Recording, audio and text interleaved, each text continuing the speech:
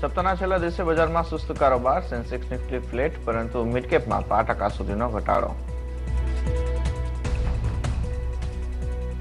Share બજારમાં black money રોકવા પર સેબીનું મોટું પગલું, પી નોટ્સ માટે હવે કેવાયસી જરૂરી, એસઆઈટીની સલાહ બાદ સેબી બોર્ડ બેઠકમાં નિર્ણય. આજે આવશે આઈટીસીના પરિણામ, સિગારેટની વોલ્યુમ ગ્રોથ પર રહેશે નજર. બ્રિટાનિયાથી પણ સારા પરિણામની આશા. આઈડીબીઆઈ બેંક, બલરામપુર ચીની અને પ્રોફિટ એન્ટરપ્રાઇઝ પણ આજે પરિણામ જાહેર કરશે. મારુતિએ 20,000થી વધુ એસ ક્રોસ કાર રિકોલ કરી, બ્રેક સિસ્ટમમાં ગડબડી બાદ કંપનીનો નિર્ણય.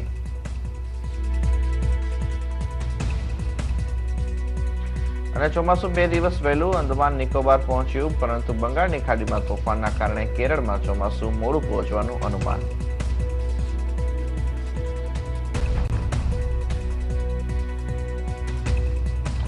સાથે જ મિડકેપ મંત્રમાં આપનું સ્વાગત છે. અને અત્યારે આપણે જે રીતના બજારનો ટ્રેન્ડ જોઈ રહ્યા છે, સેન્સેક્સ અને નિફ્ટી બંને આપણને એક ફ્લેટ ટુ પોઝિટિવ સાઈડ ઉપર દેખાઈ રહ્યા છે, પરંતુ મિડ અને સ્મોલ કેપના ફ્રન્ટ ઉપર જોઈએ તો ત્યાં આપણને થોડું દબાણ બનતું દેખાઈ રહ્યું છે. સાથે જ બેંક નિફ્ટી પણ હવે અહીંયા આપણને થોડું એક વીક થતું દેખાઈ રહ્યું છે. આ સિવાય અહીંયા આપણે એડવાન્સ એન્ડ ડિક્લાઇન રેશિયો ઉપર પણ જો નજર કરીએ તો અહીંયા આપણે જોઈ શકીએ છીએ કે અત્યારે 585 શેર્સ એવા છે કે જ્યાં આપણે ખરીદદારી જોઈ રહ્યા છે. તેની સામે અત્યારે 828 શેર્સ એવા છે કે જ્યાં આપણે ઘટાડો જોઈ રહ્યા છે. ઓવરઓલ ટ્રેન્ડ અહીંથી આપણે જોઈએ તો માર્કેટનો એક આપણને થોડો કદાચ હવે ચેન્જ થાય એ પ્રકારનો એક વ્યૂ બનતો દેખાઈ રહ્યો છે. અહીંયા આપણે ખાસ કરીને જોઈએ આજે મિડકેપ ફ્રન્ટ ઉપર જે કાઉન્ટર સૌથી વધારે સારા મજબૂતીમાં દેખાઈ રહ્યા છે. ગુજરાત હેવી કેમિકલ્સનું કાઉન્ટર આપણે અહીંયા જોવાનું રહેશે. જીએસસીએલના આ કાઉન્ટરની અંદર આજે આપણે 9% સુધીની એક મજબૂતી જોઈ રહ્યા છે. આ ઉપરાંત ગતિ 6.5% સુધી વધતું દેખાઈ રહ્યું છે. વીઆરએલ લોજિસ્ટિકમાં જોઈએ 3%નો વધારો દેખાઈ રહ્યો છે. આ ઉપરાંત ડીશ ટીવી, અદાણી એન્ટરપ્રાઇઝનું કાઉન્ટર છે જ્યાંથી આપણે એક થોડી મજબૂતી તરફનો ટ્રેન્ડ જોઈ રહ્યા છીએ. ડાઉનસાઇડની વાત કરીએ તો મિડ સાઇઝના બેંકમાં સિન્ડિકેટ બેંક આજે ફરી એક વખત પ્રેશરમાં દેખાઈ રહી છે. 2% સુધીનો ઘટાડો આપણે અહીંયા આવતો જોઈ રહ્યા છે. અને આ ઉપરાંત અહીં આપણે જોઈએ શ્રેય ઇન્ફ્રાનું કાઉન્ટર છે, સ્ટ્રાઇટ સાસુન છે, માઇન્ડટ્રી ડિશમેન જેવા કાઉન્ટર છે જ્યાંથી આપણને એક ડાઉનસાઇડનો લેગ બિલ્ડઅપ થતો દેખાઈ રહ્યો છે. અહીંયા ડિશમેનની અંદર ખાસ આપણે નજર કરીએ તો 160ના સ્તર પાસે આ કાઉન્ટર આજે આપણને પરિણામ બાદ પહોંચતું દેખાઈ રહ્યું છે. આ સિવાય મિડકેપમાં અત્યારે બીજા કયા કાઉન્ટર્સ છે જ્યાં હલચલ જોવા મળી રહી છે તેની વિગત લઈએ અમારા રિસર્ચ એનાલિસ્ટ અદિતિ યાજ્ઞિક પાસેથી. Aditi, good morning. Very good morning Vikram. શરૂઆત ટાટા મેટાલિક સાથે કરીશું. ટાટા સ્ટીલે જે તેના મર્જરની એક વિડ્રોલ કર્યું હતું ત્યારબાદ ટાટા મેટાલિક્સમાં એક પોઝિટિવ ઇમ્પેક્ટ આપણે જોઈ રહ્યા છીએ. ગઈકાલથી જે સ્ટોક 2 દિવસથી સારો એવો રેલી થતો દેખાઈ રહ્યો હતો, આજે પણ લગભગ 10% જેટલું અપસાઇડ આમાં દેખાઈ રહ્યું છે. 10%ના એક પોઝિટિવ ગેઇન સાથે આગળ વધતું દેખાઈ રહ્યું છે. સાથે જ શુગર સ્ટોક્સ આજ સવારથી ફોકસમાં રહ્યા હતા. જે કેન્દ્રીય સરકારે તેની જે સબસિડી હતી તેને પાછી ખેંચવાના લીધે શુગર સ્ટોક્સમાં એક દબાણ બનતું દેખાઈ રહ્યું છે. ખાસ કરીને ધ્યાન એ રાખવાનું છે કે જે ખેડૂતો જે મિલ્સને આપતા હતા, જે શુગર કેન આપતા હતા તેની સબસિડી જે છે તે પાછી ખેંચવામાં આવી છે. ડાયરેક્ટલી બેંક અકાઉન્ટ્સમાં જમા થતી હતી આ સબસિડી, જેના પગલે બધા જ શુગર સ્ટોક્સ ઉપર એક નેગેટિવ ઇમ્પેક્ટ પડતો દેખાઈ રહ્યો છે. સાથે જ બીજા અમુક સ્ટોક્સની વાત કરવા જઈએ તો ચૂંટણીને લઈને અમુક સ્ટોક્સ ફોકસમાં રહ્યા હતા. એઆઈએ ડીએમકેના એક આગે કુછના લીધે અને તેને જીતવાને લીધે રાજ ટીવી જેવા સ્ટોક્સ પર એક સારો ઇમ્પેક્ટ પડતો દેખાઈ રહ્યો હતો. સારો એવો રેલી કરતો સ્ટોક દેખાઈ રહ્યો હતો. હાલમાં પણ તમે જુઓ લગભગ 15% જેટલી તેજી બનતી દેખાઈ રહી છે. અને સાથે જ અમુક બીજા જીએસટીને લઈને સ્ટોક્સની વાત કરવા જઈએ તો ખાસ ભાજપને જીતવાને લીધે જે બધા સ્ટોક્સ જીએસટીથી રિલેટ થતા છે તેમાં એક પોઝિટિવ સાઇન દેખાઈ રહી છે. ખાસ કરીને લોજિસ્ટિક્સ કંપની તમે જુઓ લગભગ 3.5 થી લઈને 7% જેટલી તેજી બધી જ લોજિસ્ટિક્સ કંપનીમાં દેખાઈ રહી છે. અને આખરે વાત કરીએ અમુક રિઝલ્ટ રિએક્શન્સ ઉપર તો પોઝિટિવ રિઝલ્ટના લીધે જે કંપનીઝમાં એક પોઝિટિવ ઇમ્પેક્ટ પડતો દેખાઈ રહ્યો હતો તેમાં તમે જોઈ રહ્યા છો સાયબર ટેક શામેલ થાય છે અને એસોપ ઓફ ઇન્ડિયા શામેલ થાય છે. લગભગ 6.5 ને 6% જેટલા ગેઇન્સ આમાં પણ બનતા દેખાઈ રહ્યા છે. અને ત્યારે જ નેગેટિવ રિએક્શન્સની વાત કરવા જઈએ આપણે તો તેમાં પણ એક આપણને દેખાઈ રહ્યો છે વૈભવ ગ્લોબલ અને ઇન્ફોનાઇટ કમ્પ્યુટર સોલ્યુશન્સ બે જુઓ તમે એક નેગેટિવ દબાણ બનતું દેખાઈ રહ્યું છે આમાં. આ બધા જેવા સ્ટોક્સ રહ્યા જે આજે હલચલમાં રહ્યા. જી વિક્રમ. આભાર અદિતિ આ સમગ્ર વિગત માટે. અને ત્યારે જ હવે આપણી સાથે માર્કેટના આઉટલુક ઉપરના મિડકેપ સ્ટોક ઉપર ચર્ચા કરવા માટે એન્જલ બ્રોકિંગના ઋષિત જૈન જોડાઈ ગયા છે. ઋષિત, ગુડ મોર્નિંગ. સૌપ્રથમ તો અહીંયા નિફ્ટી ઉપર આઉટલુક શું બને છે? ગઈકાલે આપણે જોયું કે એક 200 દિવસના મૂવિંગ એવરેજ પાસેનું ક્લોઝિંગ તો આવતું દેખાયું અને આજે આપણે 7,800ની ઉપરના લેવલ ઇનિશિયલ ટ્રેડમાં જોયા છે. અહીંથી આપનો આઉટલુક શું બને છે? બજાર આપણને ઉપરની તરફ જતું દેખાશે કારણ કે આગામી સપ્તાહે એક્સપાયરી છે, તો અહીંયા એક્સપેક્ટેશન શું રાખી શકાય? જી ગુડ મોર્નિંગ વિક્રમ. ઓવરઓલ હજી બી બજારનું ટ્રેન્ડ ક્લિયર નથી. ઓલ્ધો કાલેની ટ્રેડિંગ સેશનમાં એક સારું સેલ ઓફ હતું, પણ આપણે જોવું જોઈએ કે ઓવરઓલ ગયા 15-20 ટ્રેડિંગ સેશનમાં બજારે કોઈ ખાસ ડિરેક્શનલ મોમેન્ટમ નથી આપ્યું. શોર્ટ ટર્મ ટ્રેડર્સ માટે વાત કરીએ તો 1 થી 2 દિવસ માટે ટ્રેડિંગ કરી રહ્યા છે, એમના માટે 7750 નું એક ક્રુશિયલ સપોર્ટ છે. જો અગર 7750 તોડે તો પોસિબલ છે ત્યાંથી હજી 30 થી 40 પોઈન્ટ કે 50 પોઈન્ટનો ઘટાડો આવી શકે, પણ મેજરલી જ્યાં સુધી 7700 સુધીની નીચે નિફ્ટી નહીં જાય ત્યાં સુધી આ અપટ્રેન્ડ હજી બી ઇન્ટેક્ટ છે, અને અપટ્રેન્ડમાં આ જસ્ટ એક કરેક્ટિવ પાર્ટ છે. તો જસ્ટ ઇન્ટ્રાડે કે 1-2 દિવસ માટે ટ્રેડર્સ જો અગર ફોકસ કરી રહ્યા હોય નિફ્ટીને તો એના માટે 7760નું લેવલ ધ્યાન રાખો. 7760 ની નીચે પોસિબલ 7730 સુધી નિફ્ટી આવી શકે છે. પોઝિશનલ શોર્ટ્સ નહીં બનાવવા જોઈએ, જસ્ટ શોર્ટ ટર્મ ટ્રેડિંગ માટે 7760 ની નીચે કરી શકે છે. પણ જ્યાં સુધી ઓવરઓલ 7700 કે 79-7950 નું રેન્જનું બ્રેકઆઉટ નહીં આવે ત્યાં સુધી ડિરેક્શનલ મોમેન્ટમ માર્કેટમાં આવશે નહીં. તો more of a stock specific trade રહેશે. કાલે અગર એક મોટો દિવસ હતો જ્યારે વધારે કરીને બધા શેર્સ નીચે હતા અને સારો ફોલ હતું બ્રોડર માર્કેટમાં, તો જસ્ટ એના 4-5 દિવસ પહેલાનું ટ્રેડિંગ સેશન હતું, એવું એક બુલિશ ડે પણ હતું કે જ્યાં ઓપનિંગ પછી આખા દિવસમાં ઘણું સારું broader market positive side participation હતું. તો જસ્ટ એક દિવસની ફોલ તો એક વ્યૂ નહીં લેવું જોઈએ અહીંયા. શોર્ટ ટર્મ ટ્રેડર્સ હજી બી રેન્જ બાઉન્ડ ટ્રેડિંગ રહેશે અને more of a stock specific action રહેશે, એટલે સ્ટોક્સમાં વધારે ધ્યાન રાખો ટ્રેડિંગ કરવા માટે, રાધર દેન ઇન્ડેક્સમાં અત્યારે ટ્રેડિંગ નહીં કરવી જોઈએ. ઓકે, અત્યારે ઇન્ડેક્સ કરતાં અત્યારે સ્ટોક ઉપર ખાસ ધ્યાન રાખવાની સલાહ બની રહી છે. આ સાથે જ અહીંયા આપણે અત્યારે મિડ સાઇઝના કાઉન્ટરમાં સૌથી વધારે સારા બઝિંગ ટ્રેન્ડ જ્યાં જોઈ રહ્યા છે એ અત્યારે આપણને જોવા મળી રહ્યા છે. મેજરલી આપણે જોઈએ તો લોજિસ્ટિક કાઉન્ટરની અંદર VRL જોઈએ, ગતિ જોઈએ, આ બધા સ્ટોકની અંદર આપણને એક સારી મૂવ આવતી દેખાઈ રહી છે. શું કહેશો, આ ઉછાળો એક પ્રોફિટ બુકિંગ માટે ધ્યાનમાં લેવો જોઈએ કે પછી અહીંયા હજુ પોઝિશન લઈ શકાય તેમ છે? મને લાગે છે અપમૂવ હજી સસ્ટેન રહી શકે છે. આપણે જોયું છે કે લોજિસ્ટિક સ્ટોક્સમાંથી ગતિમાં એક સારું કરેક્શન ઓલ્ધો આવ્યું હતું ગયા 3-4 મહિનામાં. ઉપર પોસિબલ છે આ સ્ટોક નિયર ટર્મમાં 142-143 સુધીનું એટલીસ્ટ આવતા 3-4 દિવસમાં ટ્રેડિંગનું આપી શકે છે. એની અલાવા જો પોઝિશનલ ટ્રેડર્સ છે એ VRL લોજિસ્ટિક્સ ઉપર પણ ફોકસ કરી શકે છે. આ સ્ટોકમાં ઓલ્ધો પ્રાઇસના હિસાબે વધારે હિસ્ટ્રી નથી, કેમ કે એમના લિસ્ટ થયા અને વધારે ટાઈમ નથી થયો, પણ લિસ્ટિંગની બાદ જે ફર્સ્ટ અપમૂવ હતી એનું 257 થી લઈને 460 સુધી એ ક્લિયર એક ઇમ્પલ્સિવ અપમૂવ હતી, 5 વેવ ઇમ્પલ્સિવ. તો ઇલિયટ વેવ ટર્મ્સમાં જ્યારે બી એવી ઇમ્પલ્સિવ અપમૂવ આવે તો એક અપટ્રેન્ડનો પાર્ટ કહેવાય. તો સ્ટાર્ટિંગ લિસ્ટિંગથી જ એક સારું અપટ્રેન્ડનો પાર્ટ બતાવ્યું હતું એના પછી એક્ઝેક્ટ 78.6% રિટ્રેસ કરીને ફરીથી આ હાઈ ટોપ હાઈ બોટમની ફોર્મેશનની શરૂઆત આ સ્ટોકમાં થઈ છે. તો મને લાગે છે જો અગર પોઝિશનલ વ્યૂ હોય કોઈનું કે 6 મહિના કે 6 મહિનાની ઉપર પણ કોઈ સ્ટોક બાય કરવું હોય તો VRL લોજિસ્ટિક એક સારું સ્ટોક છે જેમના પોર્ટફોલિયોમાં આપણે એડ કરી શકે છે. ઓકે, VRL લોજિસ્ટિક અત્યારે પોર્ટફોલિયોમાં એડ કરવા જેવું કાઉન્ટર દેખાઈ રહ્યું છે. આ સિવાય અહીંયા એક બીજું કાઉન્ટર પણ આજે જોઈએ મિડ કેપ ફ્રન્ટ ઉપર કે જ્યાંથી આપણે એક સારા મૂવ આવતા જોઈ રહ્યા છે. એમાં આપણે અશોકા બિલ્કોનનું કાઉન્ટર જોઈએ. 2% સુધીની મજબૂતી છે અને અહીંયા મુવમેન્ટ પણ એક પોઝિટિવ સાઇડ ઉપરના દેખાઈ રહ્યા છે. એક કાઉન્ટર IIFL હોલ્ડિંગ્સનું છે જે આજે 50 દિવસના મૂવિંગ એવરેજ ઉપર વોલ્યુમ સાથે એક બ્રેકઆઉટ આપતું દેખાઈ રહ્યું છે. આ બંને સ્ટોક માટે થઈને આઉટલુક શું રહેશે? અશોકા બિલ્કોન ઓવરઓલ એક ડાઉન ટ્રેન્ડમાં છે, લો ટોપ લો બોટમનું ફોર્મેશન ડેલી ચાર્ટ્સ ઉપરમાં છે અને આ સ્ટોકમાં હાલના દિવસમાં વોલેટિલિટી ઘણી રહી છે, પણ જો મેજર સપોર્ટ હતું આ સ્ટોકનું એ 155 ની આજુબાજુ હતું, જે આ સ્ટોક એ બ્રીચ કરી નાખ્યું. તો હમણાં કોઈ પણ પુલબેક રેલી આવે અને અગર ફરીથી આ સ્ટોક 155 ની આજુબાજુ આવે તો મને લાગે છે અગર કોઈ પોઝિશનલ ટ્રેડર આમાં અટકાયેલો તો એક એક્ઝિટ ઓપોર્ચ્યુનિટી રહેશે. ફ્રેશ બાઇંગ કરવાની આ સ્ટોકમાં બિલકુલ સલાહ નથી. વીકલી મંથલી ચાર્ટ ઉપર મેજર રેઝિસ્ટન્સ 110-112 ની આજુબાજુ આવી રહ્યા છે, જે અહીંયા કરંટ લેવલ્સથી પણ ઘણા નીચેના લેવલ્સ છે. તો ઇનકેસ અગર આ સ્ટોક નિયર ફ્યુચરમાં આવે તો પછી આ સ્ટોકમાં એક સપોર્ટ બેઝ ત્યાં બની શકે છે, પણ કરન્ટલી એનું ટ્રેન્ડ સારું નથી, એક સેલ ઓન રાઇઝ સ્ટોક રહેશે. આની અલાવા IIFL હોલ્ડિંગ્સની વાત કરીએ તો ઓવરઓલ એક સારું સ્ટોક છે. High top high bottom formation આનું વીકલી મંથલી ચાર્ટ્સ ઉપર છે. તો કોઈ પણ ડિક્લાઇન્સ આ સ્ટોકમાં આવે તો આ સ્ટોકને બાય કરી શકે છે, પણ આમાં વોલ્યુમ્સ જનરલી જોઈએ તો ઘણા ઓછા રહે છે. તો લો વોલ્યુમ સ્ટોક છે તો ટ્રેડર્સ માટે મને નથી લાગતું કે સ્ટોક એટલું ફેવરેબલ એક્ટ કરશે. જસ્ટ એક પોઝિશનલ ઇન્વેસ્ટર્સ કોઈ હોય તો બાય ઓન ડિક્લાઇન્સમાં એની સ્ટ્રેટેજી IIFL હોલ્ડિંગ્સમાં અપનાવી શકે છે.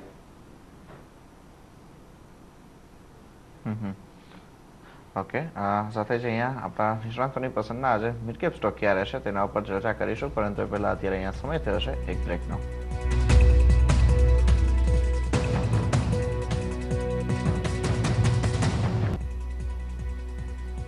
Welcome back. આપ જોડાશો મિડકેપ મંત્ર. આપણી સાથે એન્જલ બ્રોકિંગના અરુચિત જૈન જોડાયેલા છે અને હવે HDFC સિક્યોરિટીઝના દેવર્ષ વકીલ પણ જોડાઈ ગયા છે.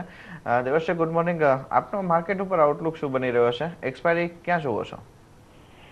ના વિક્રમ, હું માર્કેટને એટલા શોર્ટ ટર્મના પર્સપેક્ટિવથી જોતો નથી કે હું એટલું ઉપર મને લાગે છે કે ઓવરઓલ માર્કેટ માટે 7500 નિફ્ટીનું લેવલ એક સારું લેવલ છે કે મેક્સિમમ મને લાગે છે કે કોઈ પણ ઇન્ટરનેશનલ ક્યુઝ કે બીજા કોઈ પણ કારણસર માર્કેટ ઘટે તો 7500 સુધી નીચે નિફ્ટીમાં આવી શકે છે.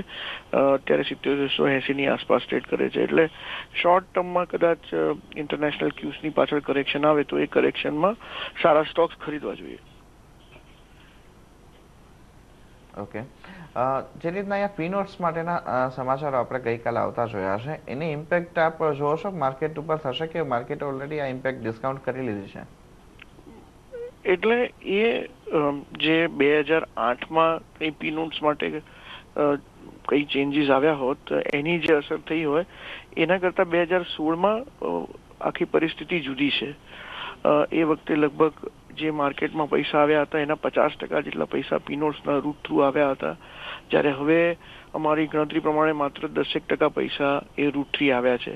અને જે ટ્રાન્સપરન્સી માટેના જે નવા કાયદા સેબી ઘડ્યા છે એને કારણે કંઈ એવી ડાયરેક્ટ અસર શોર્ટ ટર્મમાં થશે એવું અમને લાગતું નથી. ચોક્કસથી અમુક જે FIA પીનોટ્સ થ્રુ આવે છે એના માટેની થોડી કોસ્ટ વધશે, એમની લીગલ કોસ્ટ વધશે, એમનો અહીંયા ઇન્ડિયામાં આવવાનો ખર્ચો વધશે, પણ મને નથી લાગતું કે એના કારણે જો આપણે ભવિષ્યમાં સારું ઇકોનોમી ગ્રો કરવાની હોય અને જો અહીંયા અર્નિંગ્સની ઓપોર્ચ્યુનિટી હોય તો માત્ર પીનોટ્સના રૂલને ચેન્જ થવાને કારણે FI ઇન્ડિયામાં ઇન્વેસ્ટ કરવા નહીં આવે. મને એવું નથી લાગતું. એટલે જો પૈસા બનાવવાની ઓપોર્ચ્યુનિટી હશે તો ઇન્વેસ્ટર ક્યાંયથી પણ શોધીને પૈસા લગાવવા માટે આવશે. ઓકે, સાથે જ અહીંયા ખાસ કરીને જે રીતના ટ્રેન્ડ આજે આપણને બિલ્ટઅપ થતો દેખાયો હશે માર્કેટનો, એમાં મિડકેપ ફ્રન્ટ ઉપર એક કાઉન્ટર છે ગુજરાત હેવી કેમિકલ્સ. રુચિત, આ સ્ટોક આજે લગભગ 8% જેટલી એક મજબૂતી દર્શાવી રહ્યો છે અને વોલ્યુમ પણ અહીંયા જોઈએ તો સારું બિલ્ટઅપ થતું દેખાયું છે. શું લાગે છે આ સ્ટોકમાં ઉપરની તરફના લેવલ હજુ સસ્ટેન લાગે છે? જે એક ડેફિનેટલી અપટ્રેન્ડમાં છે આ stock. High top high બોટમનું formation છે અને એક સારી વાત છે કે હમણાં સ્ટોક ઉપર જો જઈ રહ્યું છે તો એક સારા વોલ્યુમ સાથે ઉપર જઈ રહ્યું છે. પ્રીવિયસ રેઝિસ્ટન્સ હતા 148-150ની લેવલ્સ ઉપર, એ રેઝિસ્ટન્સ લેવલ હમણાં ઓલરેડી આ સ્ટોકમાં ક્રોસ કરી શક્યો છે. જ્યારે પણ સ્ટોક એવા ઓલ ટાઈમ હાઈ ઉપર કોઈ ટ્રેડ કરે તો પહેલાની જે કરેક્ટિવ મૂવ હોય એનું રેસિપ્રોકલ રિટ્રેસમેન્ટ લઈને જનરલી ટાર્ગેટ્સ આવે છે. તો ફર્સ્ટ રેઝિસ્ટન્સ કે ફર્સ્ટ ટાર્ગેટ આ સ્ટોકનું 167 ઉપર આવી રહ્યું છે અને જો અગર 167ના લેવલ્સ પણ કુદાવીને આ સસ્ટેન થાય તો 185 સુધીનું મૂવ પોસિબલ છે આ સ્ટોકમાં જઈ શકે છે. તો હજી બી પોઝિટિવ બાયસથી ટ્રેડ કરવું જોઈએ. એના પછી આ સ્ટોક ઓલરેડી હોલ્ડિંગમાં છે, હજી બી કન્ટિન્યુ રાખવું જોઈએ આ સ્ટોક છે.